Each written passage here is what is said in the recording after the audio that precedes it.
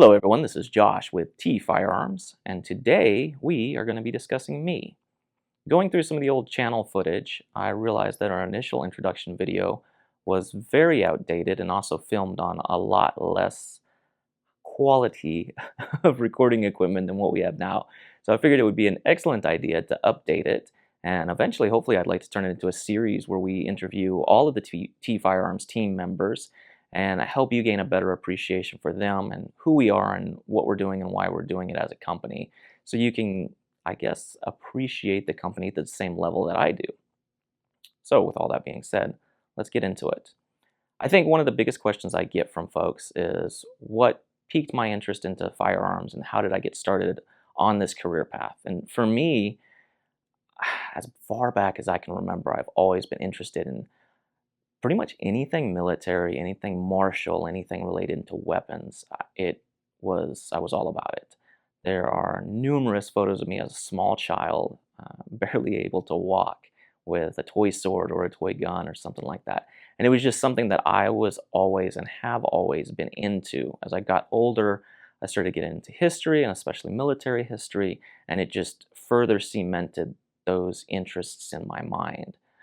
I also, as far back as I can remember, wanted to have some type of career field related to those interests. And so for me, early on, the military was an obvious choice.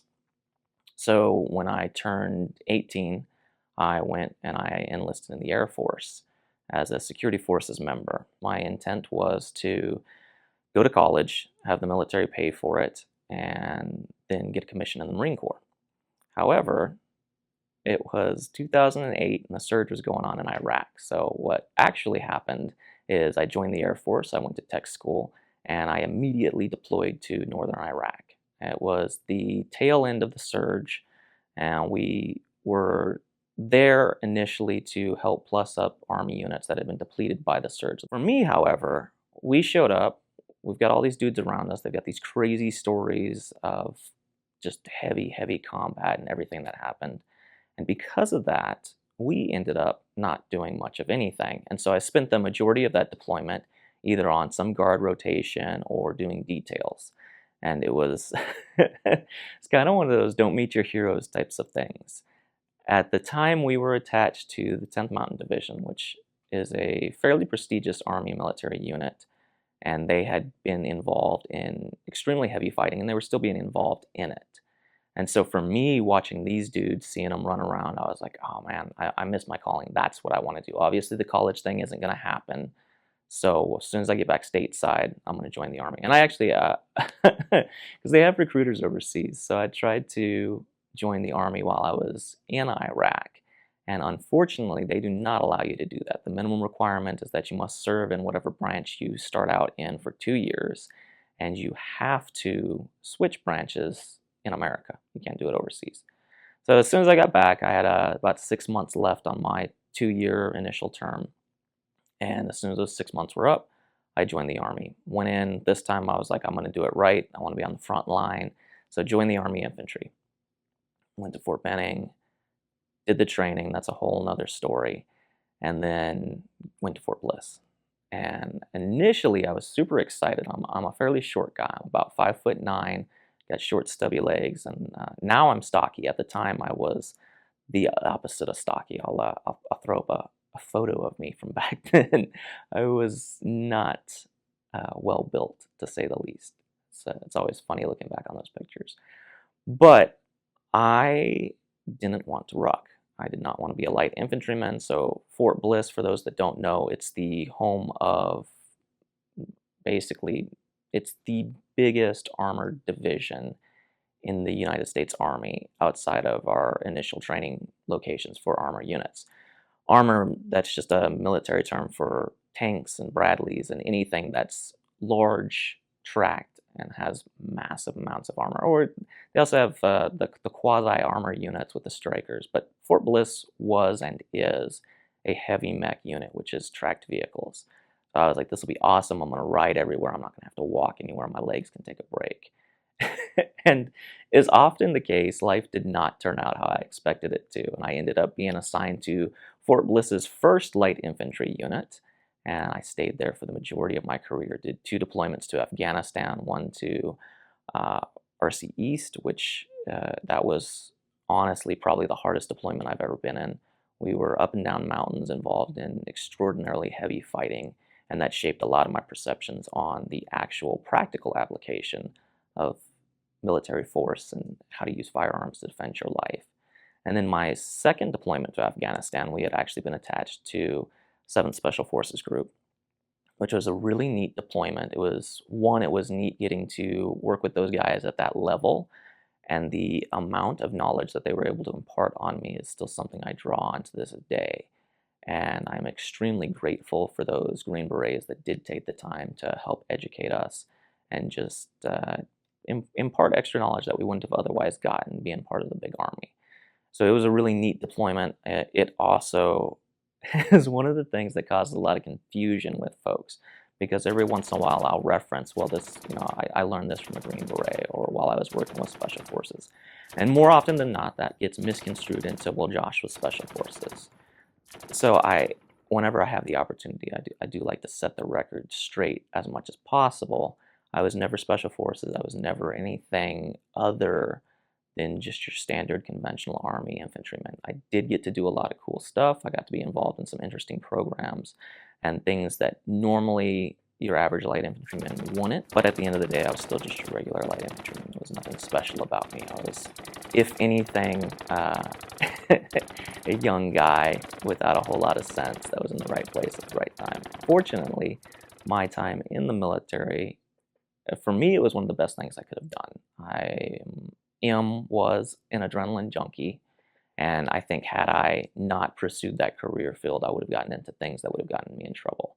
Instead, I was able to get a lot of that stuff out of my system and really set myself up for future successes while as a young man trying to figure out what I was wanting to do in life.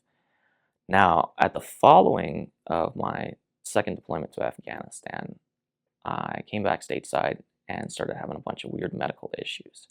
I was having headaches. I felt like I was drunk all the time, weird vertigo, and just odd sensations, and a bunch of weird stuff that wasn't what you would expect to happen. The headaches were the biggest one, but I was having vision issues. I was having audio issues, all kinds of stuff. And initially, I had brushed it off. Following that deployment, I realized that if I wanted to stay in the military, I needed to get involved in the special operations community.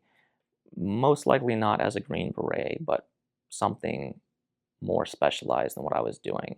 And that was because I wanted to continue to deploy. I enjoyed my time overseas tremendously, and I could see that the military was shifting away from that combat mentality that I had spent my entire career growing up in, and I didn't want to lose that. So at the time I was training up for Ranger School, I was in some of the best shape of my life, and I was also an acting Ops Sergeant Major for a new unit, and it was my first mechanized unit that I had been assigned to. We were standing it up and getting it built out. So my work tempo was extremely high, and my physical tempo was also extremely high. I was working out 3 times a day, doing all this stuff. And initially, all of my problems, I just kept, well, I'm not drinking enough, I'm not eating enough, I'm probably just getting old, I can't drink like I used to. So by the end of it, when everything was all said and done, I was living the healthiest possible lifestyle I could, and my issues kept getting worse. And so finally, my wife at the time convinced me to go in and talk to a doctor. And fortunately, I had already had previous interactions with this doctor, and he knew I was a bit of a tough guy, for lack of a more polite term. I had messed up my ankle prior to going to Afghanistan, and instead of getting it treated, I ignored it because I didn't want to get pulled off the deployment, and it was pretty trashed. I actually still need to get surgery on that ankle, and we're about 10 years removed from the whole thing happening.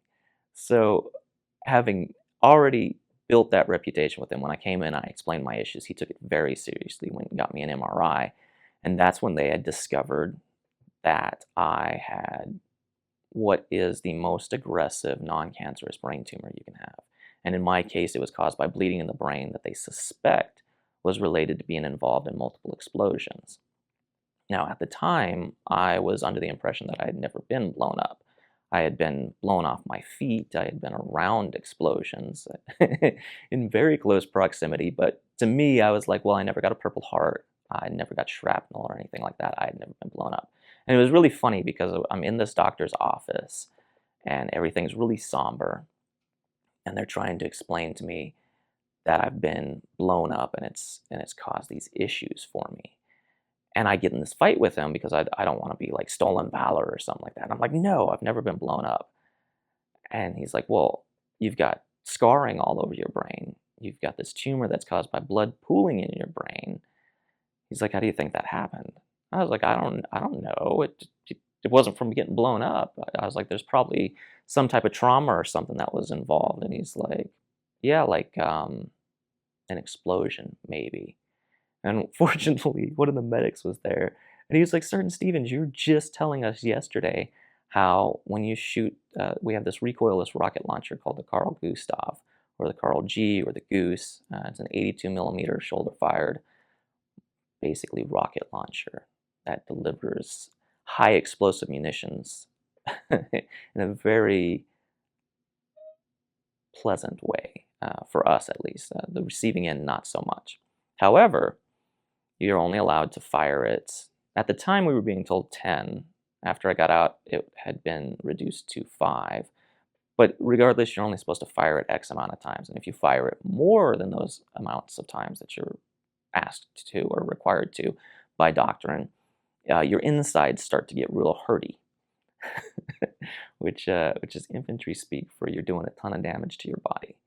And of course, I had been involved in a training episode with the Carl G where we had shot it more and our insides hurt. And I guess I had been telling a story at PT about that specific event. And the medic says, hey, didn't you just tell us about? He's like, what do you think that was? And I was like, well, as shock waves pass through your body, they do damage to your internal organs. And the doctor's just staring at me and he's like, yeah, so how do you think you got bleeding in your brain? I was like, oh. So you're telling me like all the explosions that I was too close to that like made my teeth hurt, those ones, he's like, yeah, that was probably it, bud. Oh, okay. So then what unfolded was almost a year-long ordeal with me trying to get a surgery to get the tumor cut out. Meanwhile, the tumor's growing, it's crushing stuff, it's doing immense damage inside of my skull. And by the time I had finally recovered from surgery, I was in pretty bad shape. I was no longer able to drive. I was in terrible pain. I had horrible headaches. And the military said, okay, we need to medically retire you. You're done. And so for me personally, it was a good thing and it was a bad thing. I'd been on the fence about staying in the military at the time anyway. And it was finality, I guess you could say. The choice, unfortunately, had been taken from me, which was kind of a bitter blow. But at the same time, it was very relieving because I didn't have to second guess myself because I was removed from having a choice in the equation. Ultimately, it took about 3 years of therapy and physical therapy, mental therapy, all of this stuff, good combination of medicine, laser acupuncture, and a bunch of other stuff to finally get to the point where I was normal, I guess you could say. And I use the word normal loosely.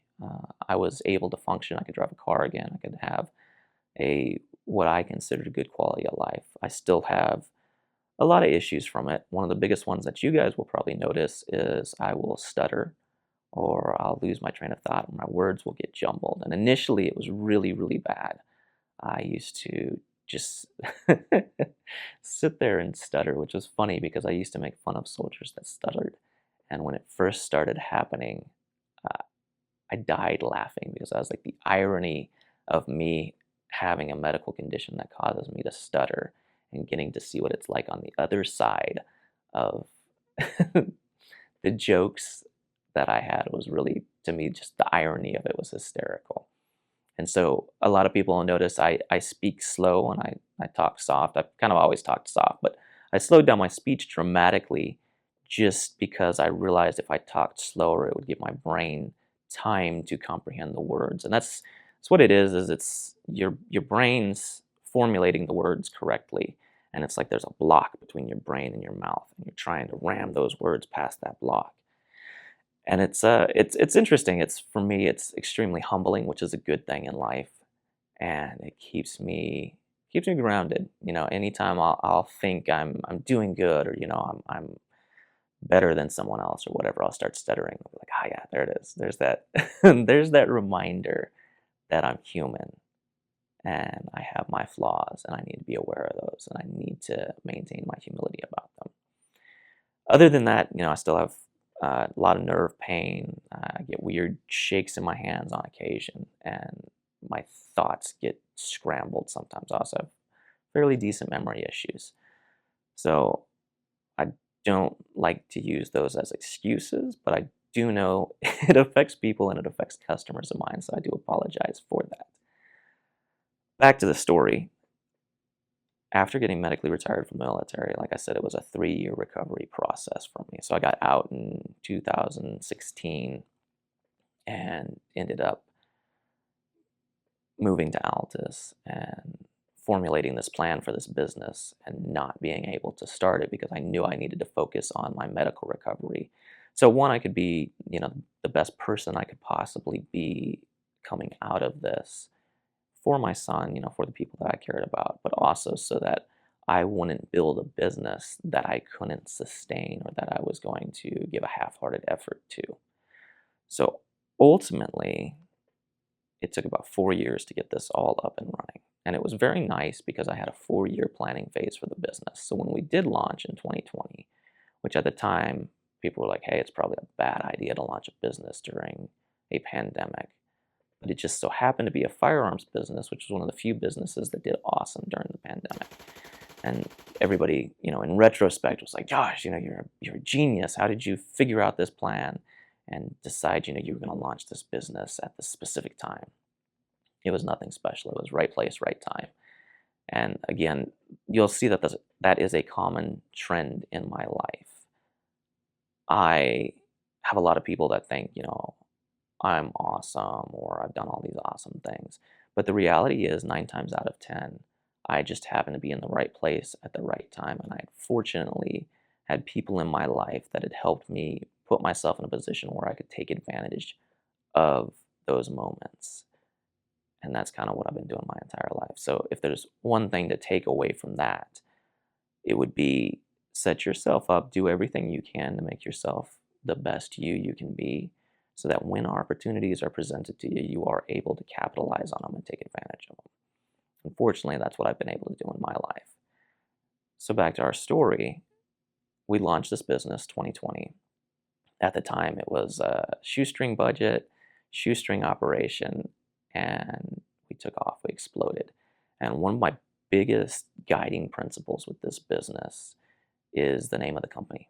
We're Chilok Firearms, which is an old Gaelic word that means family, but it doesn't mean blood family. It's hard to translate directly into English, but it essentially means the people you surround yourself with that you treat like family. And that's the principle. That's, if there was one thing, a motto and ethos to the company, that would be it. Is we want to be able to treat our customers as if they were family and give them that high level of customer service and advice and training and everything that we offer that we would want our own family members to get.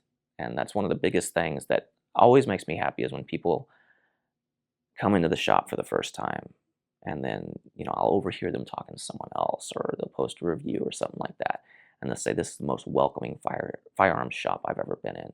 Normally firearms shops are cold and they're distant, and you got these people that are grouchy. And when I walked in there, I felt like I had been a lifelong customer, and now I want to be a lifelong customer. And that, to me, shows that we're staying true to our roots. We're staying true to the purposes behind the company and maintain what has allowed us to grow to this point. And realistically, our customers are the only reason we're able to do any of this. You viewers, people that order from us, people that talk to us, anybody that interacts with us and helps get our name out there and helps encourage us along the way, you are the reason that we are here. And I could not be more thankful.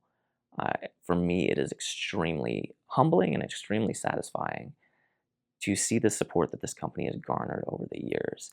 And my hope and my plan is to continue that for decades on from this and continue to build the best firearms company in America. With all that being said, I don't think there's a whole lot really left to say outside of that.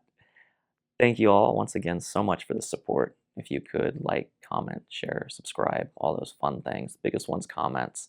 Let me know what content we're putting out that you like. Let me know what you want to see. Let me know what we can do to deliver better products, better services to you, our end users, so that we can continue to grow as a company and so that we can be an asset to you. And we'll see you next week.